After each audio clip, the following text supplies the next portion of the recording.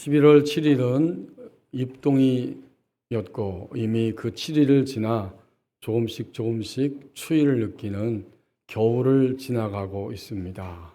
아마도 좀 더 시간이 갈수록 더 추운 동장군이 우리의 생활 속에, 우리의 피부 속에 느껴지고 찾아오게 될 텐데, 이런 때가 되면 방 안에 가만히 따뜻한 곳을 찾는 것이 우리의 본성이고, 또 때로는 따뜻한 카페에 가서 맛있는 차를 마시면서 인생의 따뜻함을 느끼고 싶다, 이런 생각을 하면서 우리는 이 11월과 12월의 동장군을 이기며 지금도 앞으로도 살아가게 될 것입니다.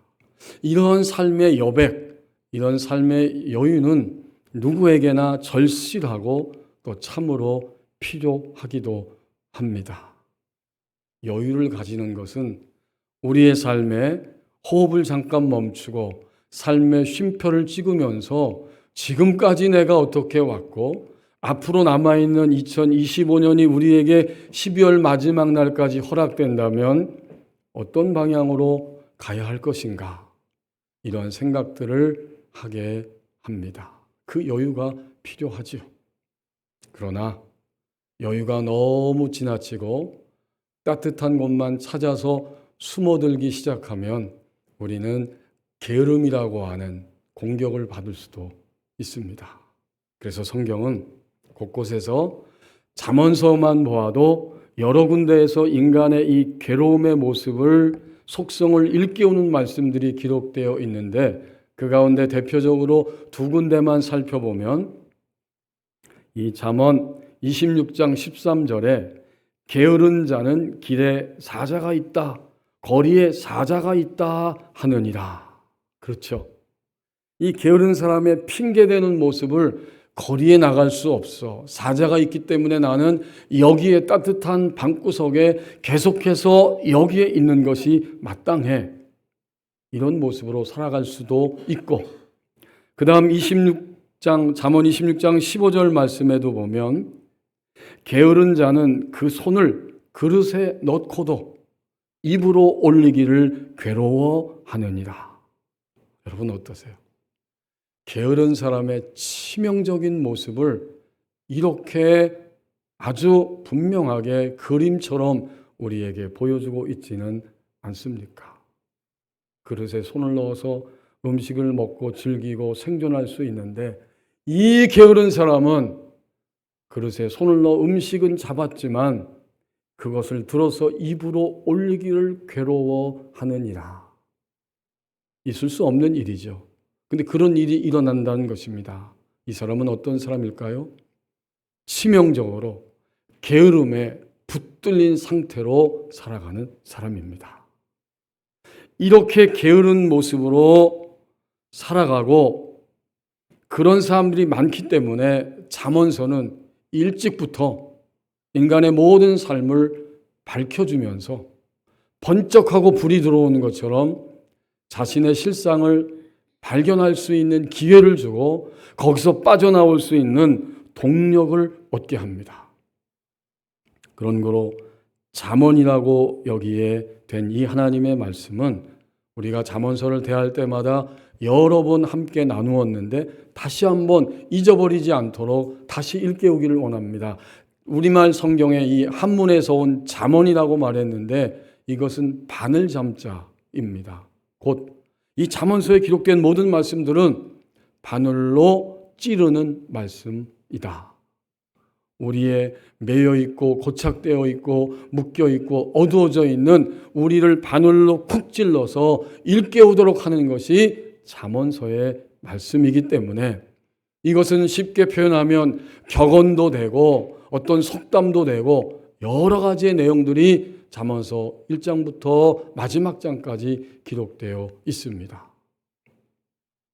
그러면서 동시에 일반 보편적인 의미에서 잠언은 우리의 고정적인 틀을 깨트리고 우리의 정신이 번쩍 들게 하는 말씀들이면서 하나님의 백성, 예수 그리스도를 구원의 주님으로 고백하고 하나님의 사랑의 영역 안에 들어온 하나님의 백성들에게 잠언서는 일반 보편적인 의미를 넘어서서 결코 마르지 않는 셈, 결코 줄이지 않고 목마르지 않은 건강한 신앙의 삶을 살 수 있도록 일깨우는 하나님의 말씀들로 채워져 있습니다. 그래서 잠언이란 단어는 히브리 말로 마샬이라고 표현됩니다. 이 마샬은 두 가지 뜻이 담겨져 있다고 그랬죠. 하나는 비교하다. 여러분 잠언서 읽어보세요. 무엇무엇과 같다, 무엇무엇과 같다는 말씀이 계속 반복되죠. 비교해서 어떻게 하죠? 더 나은 편을 선택하는 하나님의 백성들이 그런 결단을 반드시 가지고 살아야 된다 라고 무엇무엇과 같다, 비교하다. 또 하나의 뜻은 웃음거리입니다. 조롱거리가 되는 거예요. 한 개인도, 집단도, 단체도, 나라도 웃음거리가 되는 이야기들을 통해서 마찬가지죠. 나는, 우리 집은, 우리 교회는, 이 땅의 교회들은 결코 세상에 웃음거리가 되지 않는 그런 선택을 하며 하나님의 양식을 먹고 마시며 비틀거리지 아니하고 굶주리지 아니하고 당당하고도 겸손하고도 온전하고도 힘있게 하나님이 헤아려 주신 날들을 살아가야 한다. 그래서 웃음거리라고 하는 뜻을 담고 있습니다. 한마디로 표현하면 더 나은 선택을 하게 합니다. 인생을 살면서 그리스도인으로서 더 나은 선택을 하게 하는 것이 잠언의 의미이고, 만약 우리가 이렇게 점점 더 나은 선택을 계속하다 보면 잠언서가 그토록 말하고 있는 지혜자가 되는 거예요. 잠언서는 지혜의 책이죠.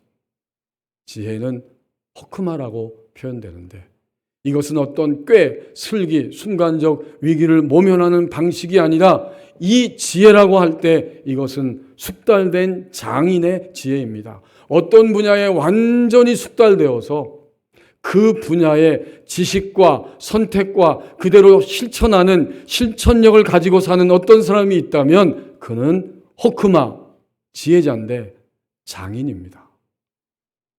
이제 우리는 깨닫습니다. 그러면 잠언이 말하고 있는 지혜자는 누구인가? 하나님을 믿게 될 때부터 하나님을 믿는 백성으로 살아가면서 지혜자는 누구냐면 하나님이 말씀하시는, 원하시는 길을 아는 사람이고 그것을 선택하는 사람이고 알고 선택했기 때문에 그대로 따라가는 지식과 실력과 실천력을 가지고 숙달된 사람이 바로 잠언서가 말하고 있는 지혜자의 모습입니다.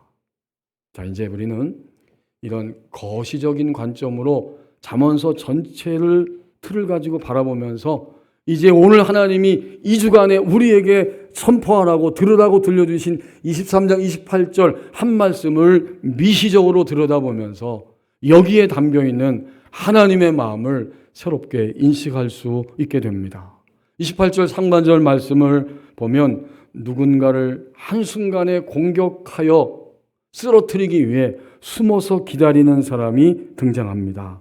28절 상반절에 참으로 그 사람, 그는 강도같이 매복하며, 매복한다는 말을 익히 하시잖아요.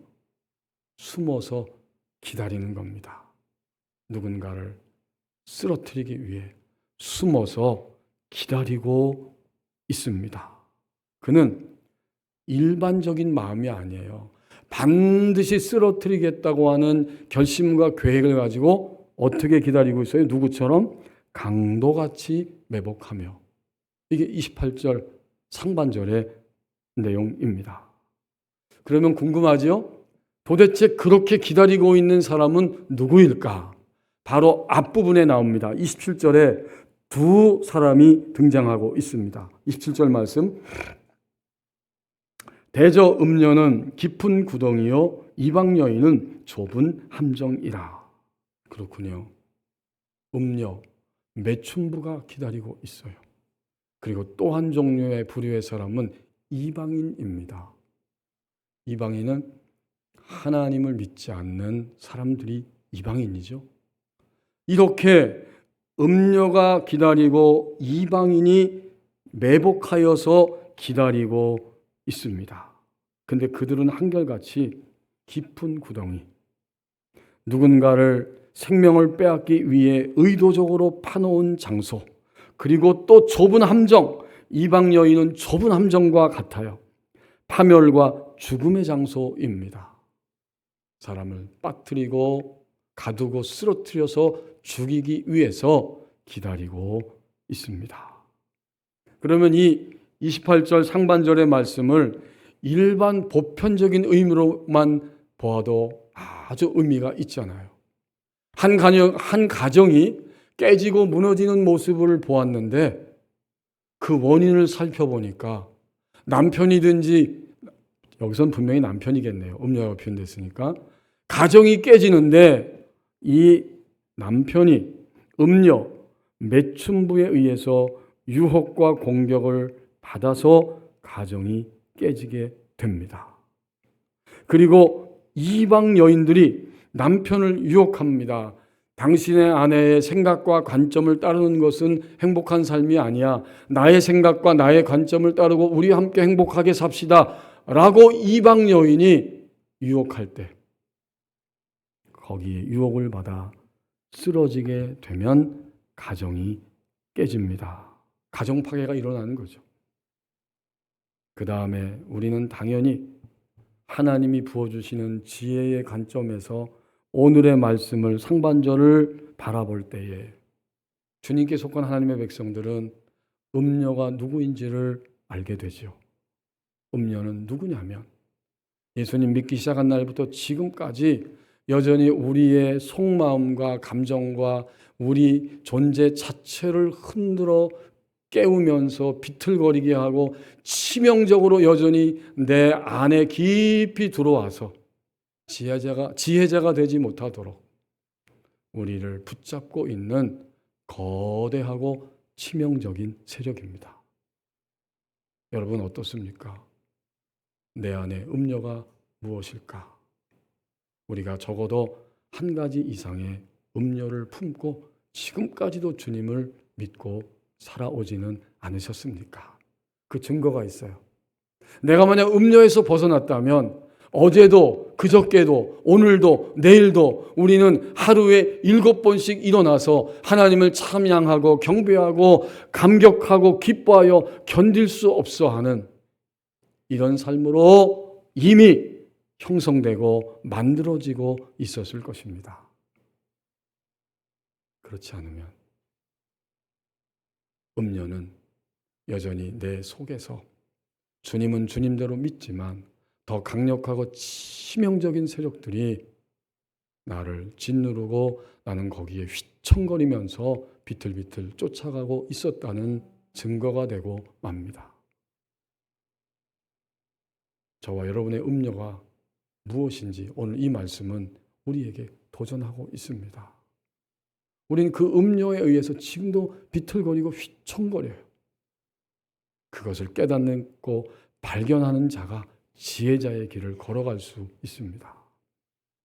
그런가 하면 이방 여인은 강력하고 치명적인 뚜렷한 세력이 음녀라고 할 때 이방 여인은 누구냐면 끈질긴 세력인데 절대적인 주님의 인도하심과 명령을 추구하며 신뢰하며 살아가야 할 그리스도인들이 아직도 여전히 주님께 속하지 않은 영역의 말과 사고방식과 행동을 가지고 살아가고 있는 모습, 그 끈질기고 교묘한 세력들, 이것이 바로 이방 여인입니다. 그러한 유혹에 걸려서 우리는 계속 반복하고 있고 자주 비틀거리며 넘어지고 있습니다. 이제 다시 한번 질문하고 대답하기를 원합니다. 지금까지 주님 믿은 날수가 얼마입니까? 이 주님은 단순한 단어이지만 전부입니다. 주인이 누구냐는 거예요. 예수님을 믿을 때 우리는 예수님이 주인이시라고 고백한 거예요. 그러나 여전히 우리는 어떤 순간이 닥치면 주님이 주인 되심을 인정하지 못하고 신뢰해 드리지 못함으로 비틀거립니다. 이렇게 신앙은 절대적이지만 음료와 이방 여인들 같은 것들이 쓰러뜨리려고 하는 세력들이 그냥 활동하는 게 아니라 강도같이 활동하고 있습니다. 한 주간 우리의 말을 생각해 보면 가슴이 쓰립니다. 우리는 주님을 주님으로 의식하거나 인정하지 않는 말들, 신뢰하지 않은 말들을 마구마구 쏟아내며 살아오지는 않았습니까? 나의 생각의 언어, 입술로 발설된 입술의 언어로. 또 누군가의 이야기를 들었는데 그는 분명히 그리스도인인데 같은 교회 교우임에도 불구하고 그가 그런 말을 했다는 이야기를 들었을 때 그 말을 하는 사람도 그 말을 듣는 나도 쓰러지는 그러한 일들을 경험하게 됩니다. 왜요? 그것은 자기의 짧은 지식과 자기의 감정과 판단에서 나온 말뿐이지 주님이 원하시고 성경이 말씀하고 있는 그 생각, 그 말은 아니거든요. 이것이 바로 강도같이 우리를 쓰러뜨리기 위해서, 절대적 신앙이지만 쓰러뜨리기 위해서 오늘도 어제도 앞으로도 활동하고 있는 음료와 이방 여인의 모습입니다. 우리의 삶은 하루이죠. 우리는 늘 깨닫는 것처럼 언젠가 우리가 이 땅을 떠날 때에는 그 하루를 넘기지 못하고 이 세상의 자리를 그냥 내어주고 떠나갈 수밖에 없게 됩니다. 그런 측면에서 이제는 11월 중순까지 오면서 2025년 11월 23일 오늘이라는 이 날을 예배할 때에 우리는 정말 도대체 무엇이, 하나님을 믿는 신앙은 절대적이기 때문에 이 주일날 아침에도 모든 것을 해치고 아버지 앞에 나와 예배하고 있지만 여전히 내 속에서 가망성이 없다고 생각하고 개선하고 싶은 마음조차 없고 이대로 이렇게 가도록 교묘하고도 끈질기고도 치명적으로 우리를 공격하고 있는 세력은, 그 강도들은 도대체 누구인가? 이것을 우리는 생각하게 합니다. 그래서 오늘 28절 상반절 말씀은 우리에게 이 음성을 들려주면서 하나님의 사랑의 절대성 안으로 들어감을 방해하는 이 강도들이 나에게 있다 하는 사실을 깨닫게 합니다. 지혜란 무엇인가? 이런 책을 쓰신 송민원 교수님이 이스라엘 성서연구소에서 성경 원어와 구약의 히브리적 배경을 강의하고 계신데 그 책을 쓰면서 아주 가슴 아픈 이야기를 들려준 것을 제가 읽어보았습니다. 어머니는 난소암 말기이다. 2번의 커다란 개복 수술을 받았다. 무균실에서 입원해야 할 정도로 상태가 나빴다. 그 덕에 배에는 커다란 십자가 문양이 새겨졌다. 어머니는 옆구리에 장루를 달았다. 어찌 보면 창으로 찔린 자국 같다. 장로를 닮았다입니다. 그녀는 점점 예수님을 닮아간다. 지난 3년 셀 수 없이 수많은 항암 치료와 표적 치료를 받았다.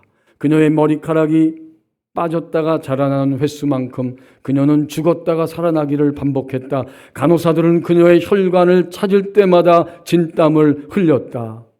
체열 한번 하려고 그녀의 가녀린 손목에는 수없이 생채기가 나야 했다. 이제는 더 이상 안 되나 싶어서 호스피스 병동으로 옮겨갔습니다. 그런데 2달 만에 무덤 같은 병원에서 걸어 나왔다는 거예요. 그녀는 점점 예수님을 닮아간다. 도대체 이것을 하나님을 믿는 어머님과 나와 우리 가족이 어떻게 해석하고 받아들여야 하겠는가? 이 병이 도대체 무슨 병인가? 근데 저자는 그 병을 한마디로 이렇게 진단했더라고요. 아들인데 삼호병이라고도 한다. 아버지는 하필이면 개척의 은사를 받았는데 서울과 미국 애틀란타와 강남 고성에서 교회들을 개척했다. 70대임에도 여전히 개척교회 현역 목사이다. 누구도 탓할 수 없다. 왜 그런가 봤더니 불교 집안에 시집가서 장남을 목사로 만든 본인 책임이다. 그 배로 낳은 자식들 또 목사와 선교사로 만들었다. 더 잉태할 것이 없는 그녀의 자궁은 이제 암세포들로 채워졌다. 생명을 읽어내고 자신은 죽어간다. 그녀는 점점 예수님을 닮아간다. 이 책을 그녀에게 바친다. 마지막 헌사였습니다. 이 글을 읽으면서 우리 각자에게 어떤 생각이 들고 있습니까? 저는 이 글을 읽을 때에 절대성에서 쓰러지지 않는 가족이라고 하는 생각이 들었습니다. 오늘 28절 상반절 말씀에 신앙은 절대적이지만 쓰러뜨리는 세력들이 무수히 많은 땅을 살아가고 있는데 이 가족은 절대성에서 결코 쓰러지지 않는 가족으로 살아가고 있더라. 그 사실을 생각하게 되었습니다. 이제 마지막 부분 28절 하반절 말씀을 보십시오. 긍정적 생명적 영향력을 흘러보내는 매 순간을 살아가라고 말씀해 주십니다. 28절 하반절에 이렇게 이방인들 음녀들이 매복하여 사람들 중에 횡행하고 있을 때 나타나는 현실이 있습니다. 그게 무엇입니까? 사람들 중에 사악한 자가 많아지게 하느니라. 강도들이 숨어 기다리다가 사람들을 마구마구 쓰러뜨리고 있는데 음녀와 이방 여인이 하나님의 자녀인 그리스도인들을 이렇게 저렇게 예수 믿고 살아가는 시간만큼 끊임없이 쓰러뜨리고 있는데 그 나타난 현실은 그 쓰러지는 사람들이 수없이 많다는 거예요. 사람들 중에 사악한 자가 많아지는 것이 현실이 되었어요. 많아진다는 말은 더하기가 아니라 곱하기의 의미를 가지고 있습니다. 놀라울 정도로 곱해져서 많아지게 된 거예요. 상상할 수 없는 숫자들이 늘어나고 있는 현실이 된 거예요.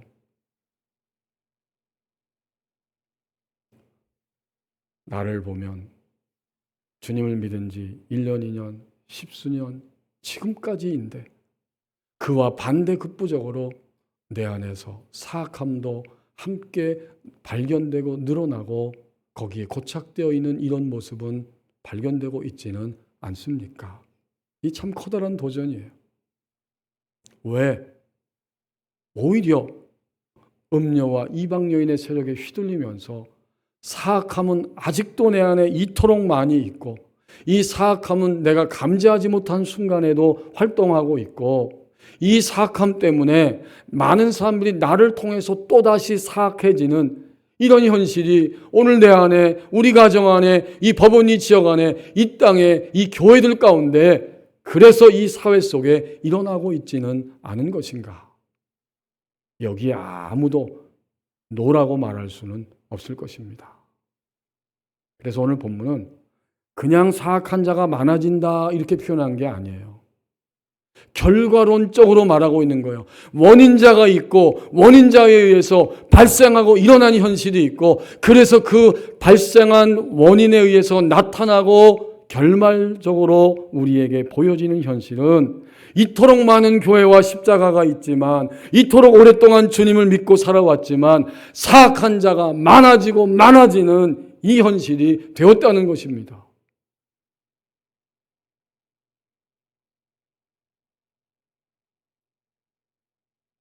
이상하게도 사악한 자가 많아지는데 원인 제공자인 근원적으로 사악한 자가 있고 그 수준과 그 생각에 함께 영향을 받으면서 유혹을 받고 마침내 사악한 자의 대열에 함께 올라서서 그들이 타는 차를 타고 고속도로를 질주하며 그 방향을 추구하는 자들이 되고 말았습니다. 28절 하반절의 이 말씀은 나를 향해 내가 몸담고 살아가고 있는 시공가인 교회와 일터와 뼈아프게도 수많은 십자가가 있는 이 땅에 이 교회들이 있는 이 땅의 현실 가운데서 보여지고 나타나는 말씀이 아니겠습니까? 왜 이토록 사악한 자가 많습니까? 원인 제공자가 있기 때문입니다. 그 원인 제공자는 다름이 아닌 나 자신일 때가 너무나 많다는 사실입니다. 이 사악한 자는 28절 하반절에 관계의 불성실을 의미합니다. 우리가 금방 이해가 되죠?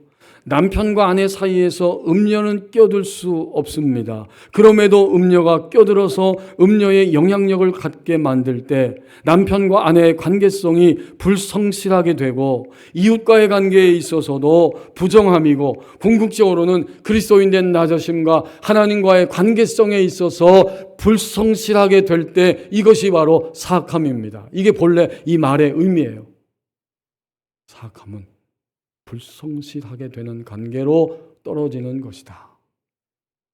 이렇게 분명히 우리에게 깨닫게 하고 하나님을 경외하면서 떠나버리는 상태로 가는 것이며, 그러므로 새 한글 성경, 한글 세대를 위한 새 한글 성경에서는 이렇게 번역하고 있습니다. 사악한 자는 하나님을 배신하는 사람들이다 라고 의미 있게 잘 번역해 줍니다.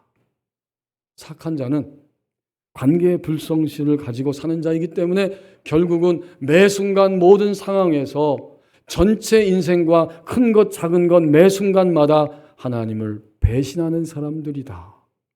이것이 사악한 자입니다. 그런데 놀랍게도 하나님이 이 말씀을 주셨을 때에 28절 하반절을 바라보게 하시면서 이렇게 깨닫게 하십니다. 그럼 우리는 사악하니까 다 실망스럽고 그냥 다 멈추고 끝나고 그냥 그럭저럭 살아가는 것이 그리스도인의 삶이지, 이것이 아니라는 거예요. 결코 이것이 아니라는 거예요. 하나님의 생명이 있고 그 생명을 머금고 사는 하나님의 백성이 된 나는 긍정적 생명적 영향력을 흘러보내는 매 순간을 살아가라고 말씀해 주십니다. 매 순간이에요. 한순간도 예외가 없어요. 많은 사람들이 긍정적으로 생각할 때 에너지가 생성된다고 이야기하죠. 맞습니다. 우리가 긍정적 언어와 생각만 가져도 긍정적 에너지가 형성이 됩니다. 더불어 그리스도인들은 이 긍정적 넘어서 생명적은 무엇이죠? 하나님과의 관계성 안에서 느끼고 판단하고 말하고 행동하는 것이 생명적이잖아요. 그러기 위해서 우리는 하나님의 말씀을 매일 듣고 읽고 나에게 적용시키는 이런 삶을 살면서 하나님, 예수님 하고 부르자마자 우리와 이미 함께 하시고 연결되어 있는 예수님의 사랑과 예수님의 음성과 예수님의 따뜻함과 지혜가 우리 안에 들어오게 됩니다. 이게 그리스도인의 축복이고 특권이에요. 그러므로 28절 하반절은 부정적인 결과를 끊임없이 경험하고 쏟아내고 있는 이 땅의 현실 속에서 그리스도인은 하나님의 생명과 연결되어 있기 때문에 긍정적이고 생명적인 에너지로 매 순간을 살아가라고 말씀하시는 주님의 음성을 이 아침에 들을 수 있게 됩니다. 그러니까 오늘 28절 하반절을 통해서 인생이 무엇인가를 만약에 정의한다면 인생은 많아지게 하는 것입니다. 모든 사람의 인생을 보게 합니다. 자신 안에서 계속 일어나는 것들이 있고 자신을 통해서 계속적으로 바깥으로 번져나가는 생생한 실체들이 지금도 현재적으로도 있습니다.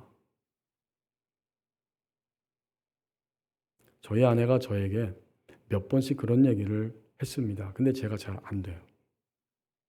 아니, 하나님을 예배하는 날인데 본당에 들어올 때 표정을 보면 기쁨이 없다는 거예요.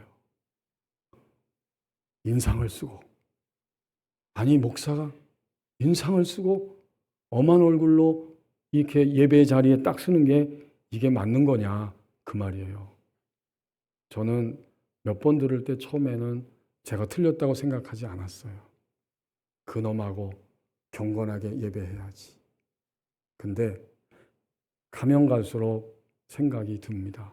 근엄하고 경건한 것은 맞지만 주님을 믿고 주님의 날개 아래 사는 삶은 기쁨이요 감격이기 때문에 피곤하게 시달리며 전투하며 살아온 일주일이 있었고 하나님을 예배하는 이날, 경건하면서도 근엄하지만 얼굴은 밝고 미소, 웃는 밝은 얼굴로 나타나야 정상이고 맞는 것이다. 근데 잘 안 돼요, 제가. 여러분이 제가 인상을 쓰는 것처럼 보이더라도 이해해 주시기 바랍니다. 속마음은 그렇지 않거든요. 기쁘고 감사한데 이게 잘 안 돼요. 그러니까 우리는 내 안에 뭔가가 많아진 것이 있고 그 많아진 것이 지금 오늘이라는 날을 통해 그냥 그대로 번져가고 있습니다. 장로교는 특히 더 그래요. 정통 보수를 추구한다고 하면서 사실은 복음과 관계없는 계획과 일들과 말들을 수없이 행하며 살아온 것이 겸손하게 인정해야 할 대한예수교 장로교의 모습이에요.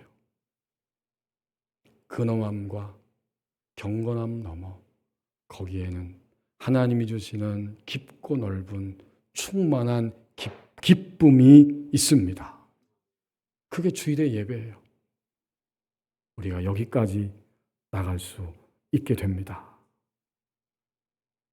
제가 우리 교우들의 카톡을 가끔 들여다보는데 보려고 보는 게 아니에요.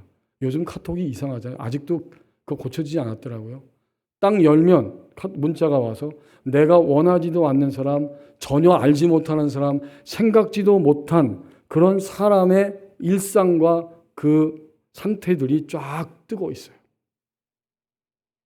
지난 주간에 제가 이런 상태 메시지를 우리 교우들 한 분의 메시지를 보고 주목하게 되었습니다. 거기에 아주 명필로 글씨를 쫙 썼습니다. 볼지어다 내가 세상 끝날까지 너희와 항상 함께 있으리라. 마태복음 28장 20절 상반절 말씀, 하반절 말씀. 즐거워하는 자들과 함께 즐거워하고 우는 자들과 함께 울라. 로마서 12장 15절 말씀. 아무것도 염려하지 말고 오직 모든 일에 기도와 간구로 너희 구할 것을 감사함으로 하나님께 아뢰라. 그리하면 뭐죠? 모든 지각에 뛰어난 하나님의 평강이 그리스도 예수 안에서 너희의 마음과 생각을 지키시리라. 빌립보서 4장 6절 7절 말씀. 여호와는 나의 목자시니 내게 부족함이 없으리로다. 그가 나를 푸른 풀밭에 누이시며 쉴만한 물가로 인도하시는도다. 시편 23편 1절에서 2절 말씀이 쫙 기록되어 있더라고요.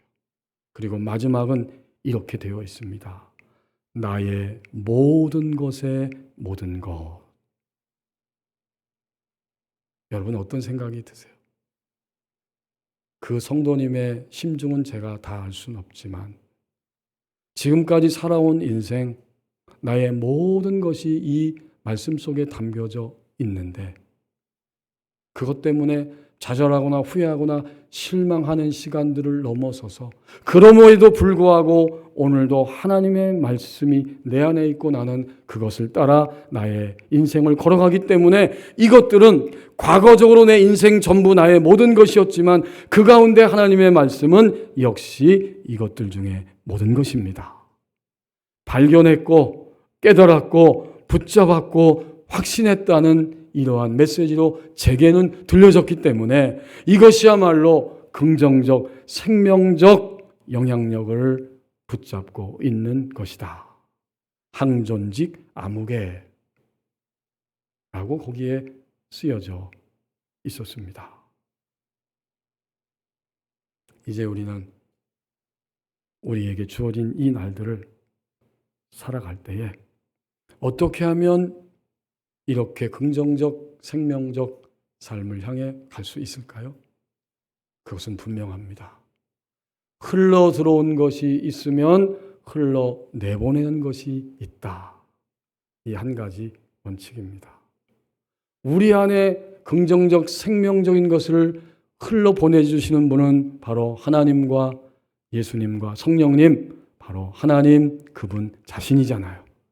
오늘부터는 매 순간을 그렇게 살라고 말씀하시니까 매 순간마다 어떤 상황에서도 즉시도 우리 안에 법칙적으로 하나님의 생명을 계속 받기를 사모하고 그것을 받기 위해 주님을 생각하며 주님께 고백을 드려야 합니다. 그러면 정말 매 순간이 하나님의 것으로 우리 주님의 것으로 흘러 들어오게 되고 그것이 흘러 들어왔기 때문에 나도 그것을 흘러 보낼 수 있는 자리에 설 수 있습니다. 이러한 일들은 수없이 성경에 기록된 하나님의 사람들뿐만 아니라 역사 속에서 하나님을 믿고 경배하며 주님의 손에 의해서 처리받고 다루심을 받으면서 생명 안으로 점점 더 들어가면서 인생을 마쳤던 수많은 그리스도인들에 의해서 증거가 되고 있습니다. 1970년까지 미국 선교사로서 필리핀의 민다나오 섬에서 선교하셨던 프랭크 루박 선교사님이 1분 게임이라고 하는 책에서 이런 이야기를 들려줍니다. 주님을 생각하기 위해 적어도 1분 1초에 예수님의 이름을 불러보라. 하던 일을 멈추거나 다른 일을 잊어버리지 않더라도 얼마든지 우리의 모든 일과 생각과 말에 그분을 초대할 수 있다. 수많은 사람들이 그런 실험을 한 결과 깨어있는 매 시간과 분마다 주님과 동행하는 법을 터득하게 되었다. 그렇죠, 여러분? 내가 분노할 때, 시기와 질투심이, 욕망이 불같이 내 안에 끓어오를 때 그때 주님의 이름을 부르고 주님을 생각하는 그 훈련이라는 거죠. 이것이 1분 게임입니다. 그러면서 사실 이 새로운 습관은 타자를 배우는 것보다 어렵지 않아서 시간이 지나면 숙달된 사람이 편지 한 장을 쓸 때보다 더 적은 노력으로 매분마다 주님 생각하는 비율이 높아질 것이다. 그러면서 실제적으로 많은 예들을 보여주고 있는데 대표적으로 생각에 잠겼을 때입니다. 의자에 등을 기대고 어떤 문제를 골똘히 생각할 때 그때에는 어떻게 하나님을 떠올릴 수 있을까? 그때는 새로운 습관을 들이면 된다. 생각이라는 건 원래 말없는 언어이며 자기 자신과의 내면적 대화다. 따라서 자신과 이야기하는 대신에 예수님과 이야기하는 습관을 들이면 된다. 쉽지만 분명하고 단순하지만 훈련이 있어야 되지요. 지난 한 주간 동안 내가 말이 막 끊임없이 솟아날 때, 두려움이 내 심장을 사로잡고 있을 때, 그때 우리는 누구의 이름을 불러야 된다고요? 예수님. 어떻게 하는가? 이 방법을 시도해 본 사람들은 이전보다 훨씬 더 기발하고 좋은 생각들이 떠오른다고 두 번 다시 예수님 없이는 생각하지 않겠다고 하는 말까지 나에게 한다. 이제 방법이죠. 당신 옆에 의자에 주님이 앉으셔서 당신과 이야기를 하신다고 상상하면 더 도움이 된다. 질문하고 난 뒤에는 예수님이 그 질문에 대답하셨을 법한 이야기를 혼자 해보라. 이렇게 하면 모든 문제에서 예수님과 상의할 수 있게 된다. 놀랍고도 구체적이고도 현실적인 방법이죠. 머릿속에 떠오르는 모든 생각을 예수님과의 대화로 만드는 것만큼 우리 생각을 고결하고 건전하게 유지시키는 방법은 없다. 어떤 종류의 악한 생각이 들어오거든 우리는 이렇게 말해야 한다. 주님, 예수님, 이 생각은 당신과의 대화에 어울리지 않습니다. 제 머리에서 당신의 생각을 하도록 도와주소서. 그리고 그 결과를 말합니다. 그 결과는 즉각 정결함으로 나타난다. 2025년 아직은 신앙적 삶의 현주소를 돌아볼 때입니다. 기도하겠습니다.